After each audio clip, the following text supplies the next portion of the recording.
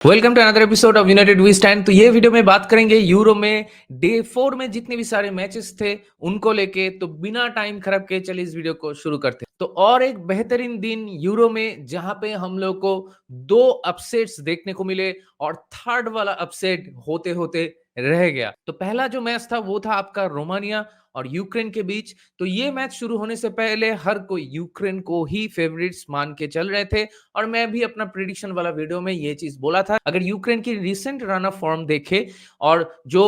Matches वो लोग जैसे खेल रहे थे उसके बाद ये टूर्नामेंट में आए यूरो में, तो हम लोग को लग रहा था कि वो इस टूर्नामेंट में शायद कुछ बढ़िया कर सकते हैं और शायद 2 नंबर पे फिनिश कर जाए, क्योंकि यूक्रेन के पास कंपैरेटिवली अच्छे प्लेयर्स हैं। वो आप मुद्रिक कह लो या फिर डोव्यूक कह लो या फिर सुदाकॉफ कह लो या फिर जिरिचेंको कह लो, तो ओवरऑल उनका स्क्वाड बेहतर है रोमानिया से। लेकिन मैच जब शुरू हुआ तो मैच शुरू होने के बाद पहले 20 मिनट तक यूक्रेन के पास बॉल था, यूक्रेन बॉल पोजीशन ही कंट्रोल कर रहे थे, लेकिन एज सच कुछ चांस क्रिएट नहीं कर पा रहे थे। लेफ्ट हैंड साइड से मुद्रिक 2-3 बार कोशिश कर रहा था, लेकिन रोमानिया का जो इंटैक्ट डिफेंसिव यूनिट है वो अच्छा खेल रहे थे। और against the run of play 20-25 minute में रोमानिया पहला एक गोल स्कोर कर देता है, जो कि आपका स्टैनिचुर वो गोल मारा था। और मेरे ख्याल से मेरा पर्सनल ओपिनियन यही है कि अभी तक जितने भी सारे गोल्स हम लोग को देखने को मिले यूरो में, उसमें ये वाला गोल सबसे बेस्ट गोल था अभी तक मेरे लिए। आप लोगों को क्या लगता है, कौन सा वाला गोल बेहतर है, ये मुझे जरूर बताएं कमेंट सेक्शन में। तो स्टैनिचू का वैसा एक वर्ल्ड क्लास गोल स्कोर करने के बाद, जबकि मैं आप लोगों को बोल रहा था कि against the run of play वो गोल पड़ा है मैच में, लेकिन वो गोल पड़ने के बाद आपका मैच का जो सिचुएशन है, मैच का जो आप कह सकते हो जो कंप्लेक्शन है, वो एकदम ही चेंज हो गया, क्योंकि उसके बाद से यूक्रेन को मैच में वापसी करने का कोई भी मौका नहीं दिया रोमानिया। रोमानिया ही बॉल पोजीशन कंट्रोल कर रहे थे, रोमानिया ही लगातार एक के बाद एक अटैक कर रहे थे। और आप पहले 20 मिनट अगर निकाल दो, उसके बाद जो 70 मिनट बचता है उसमें हर वक्त रोमानिया रोमानिया ही था। ये चीज किसी ने भी हम लोगों ने एक्सपेक्ट नहीं किया था, तो इसलिए आपको रोमानिया को बहुत क्रेडिट देना होगा कि बड़े स्टेज में आके ऐसा करना बहुत मुश्किल होता है, वो भी यूक्रेन जैसे एक टीम के अगेंस्ट में, जिनका अगर आप फीफा का रैंकिंग भी देखो तो आपसे बहुत आगे है। तो इसीलिए रोमानिया को तो आपको क्रेडिट देना ही होगा। मतलब और उसके साथ साथ सिर्फ रोमानिया के जितने भी सारे अटैकिंग प्लेयर्स है, मतलब आपका ड्रशुन हो गया या फिर आर मरीन हो गया या फिर डी मान या फिर स्टेनिचू, इन सारे लोगों को तो आपको अच्छा बोलना ही पड़ेगा, क्योंकि everybody had a very very good game. और उसके साथ साथ रोमानिया का जो मिडफील्ड और डिफेंसिव यूनिट है, ये दोनों यूनिट भी बढ़िया ऑर्गेनाइज तरीके से काम कर रहे थे और इसीलिए यूक्रेन को कोई भी मौका नहीं मिला। मतलब मुझे तो याद ही नहीं आ रहा है कि एंटायर मैच में Ukraine had a big chance जो उन लोगों ने मिस किया। ऐसा हुआ ही नहीं कि आप कह सको कि वो वाला चांस तो उन लोगों को मतलब स्कोर करना चाहिए था, तो ऐसा कुछ हुआ नहीं मैच में। तो इसीलिए ओवरऑल अगर आप देखें तो it was a very very comprehensive win for Romania. और उसके बाद ये अपसेट होने के बाद जब दूसरा मैच चालू हुआ आपका बेल्जियम और स्लोवाकिया के बीच, तो वो मैच देख के भी हम लोग शॉक्ड हो गए भाई, कि पहले ही मैच में बेल्जियम को स्लोवाकिया ने हरा दिया है 1-0 से, और वो भी 7 मिनट में इवान श्रांज ने गोल स्कोर किया था। उसके बाद 83 मिनट तक बेल्जियम के पास मौका था मैच में वापसी करने का, लेकिन फिर भी वो लोग नहीं कर पाए। उन लोगों का जो पूरा टीम है वो एक वन डायमेंशनल वे में ही खेल रहे थे। जो भी अटैक हो रहा था वो आपका डोकू के साइड से, मतलब राइट हैंड साइड से ही हो रहा था। और लुकाकू के पास तो पहले ही हाफ में हैट्रिक करने का मौका था, लेकिन तीनों ही चांस उसने गवा दिया। उसमें पहला वाला चांस जो उसको पहले ही मिला था, उसमें तो उसको गोल मारना ही चाहिए था, लेकिन वो फिर से मिस कर गया। तो यही चीज दिखाता है कि टाइम एंड टाइम अगेन बड़े टूर्नामेंट में जब स्टेप अप करने की जरूरत होता है, तो भले ही बेल्जियम का स्क्वाड और स्क्वाड की क्वालिटी कितना भी अच्छा क्यों ना हो, उनका गोल्डन जनरेशन में भी वो लोग ये चीज नहीं कर पाए और अभी भी वो लोग ये चीज नहीं कर पा रहे हैं। और लुकाकू बार बार दिखा रहा है कि क्यों वो एक ग्रेट प्लेयर नहीं बन सकता और ग्रेट प्लेयर नहीं है। तो यही चीज कल भी हम लोगों को वापस से देखने को मिला। और सेकंड हाफ में भी अगर बात करें तो लास्ट के 10-15 मिनट में चेंजेस करने के बाद बेल्जियम एक ठीक-ठाक डिसेंट सा फुटबॉल खेल रहे थे, जहां पे वो लोग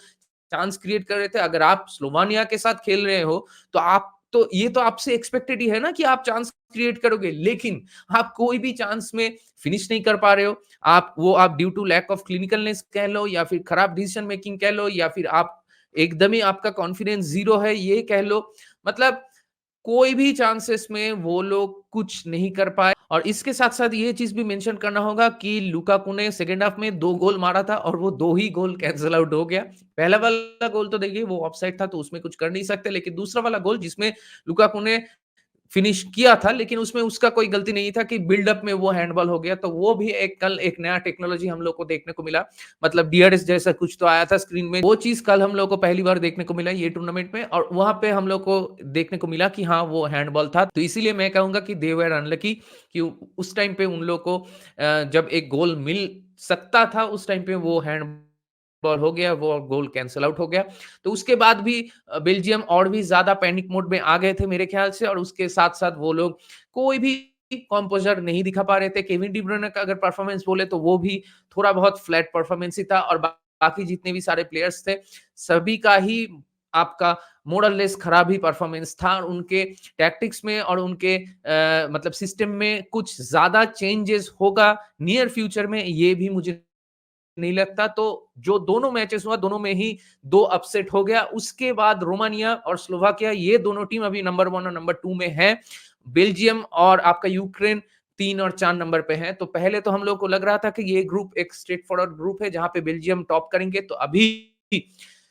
ग्रुप वाइड ओपन हो गया। अभी कोई भी नंबर 1 या नंबर 2 पोज़ीशन में फिनिश कर सकते हैं और राउंड ऑफ 16 में प्रोग्रेस कर सकते हैं। तो अभी यही देखने वाली बात होगी कि ये ग्रुप में आगे जाते हुए क्या होता है, वो बड़ा इंटरेस्टिंग होगा। तो चलिए अभी लास्ट वाला जो मैच है फ्रांस और ऑस्ट्रिया के बीच, वो वाले मैच को लेके बात कर लेते हैं। तो फ्रांस और ऑस्ट्रिया का जो मैच हुआ, वो बिल्कुल ही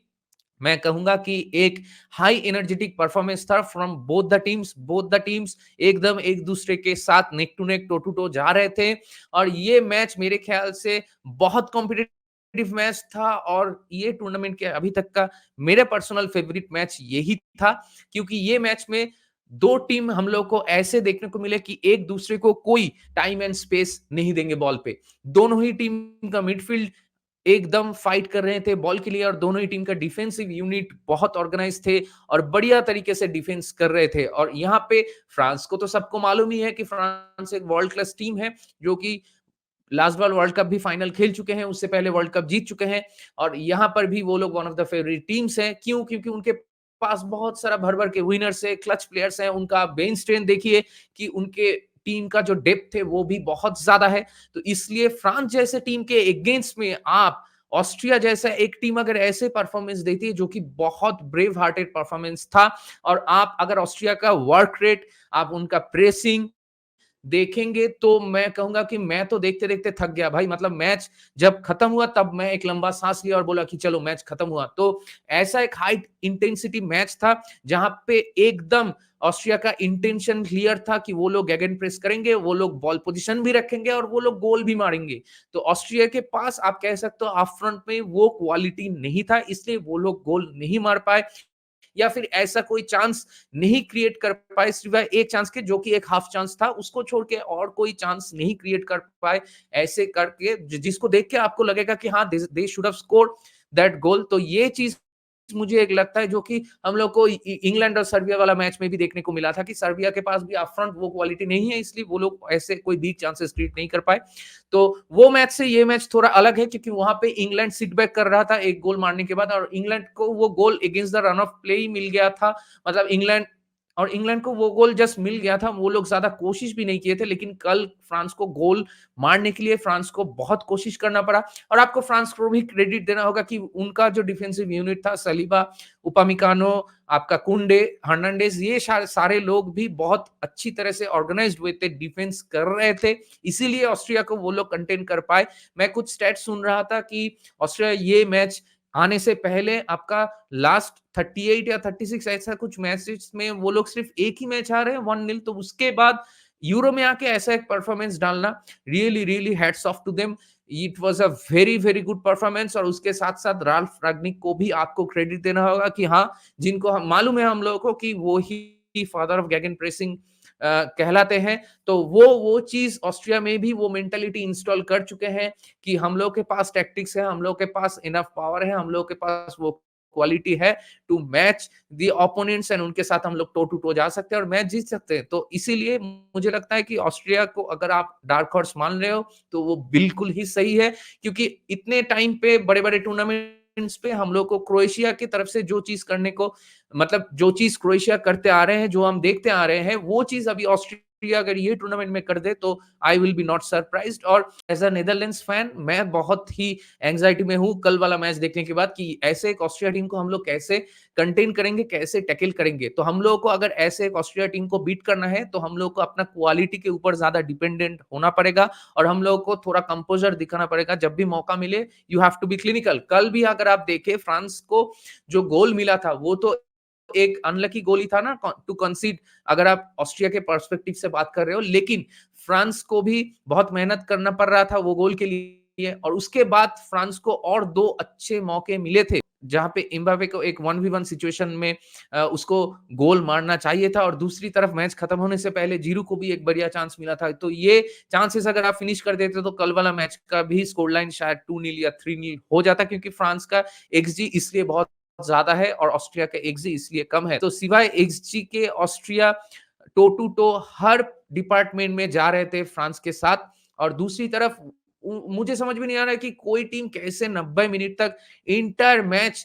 हर वक्त दौड़ रहा है और अपने फुल इंटेंशन के साथ, फुल डेडिकेशन के साथ वो लोग कमिटेड हैं। तो इसीलिए मैं बोल रहा था कि मैच देखते-देखते मैं थक गया भाई। तो आई एम श्योर कि आप लोगों में से भी बहुत सारे लोग होंगे जो मेरे मुझसे एग्री करेंगे।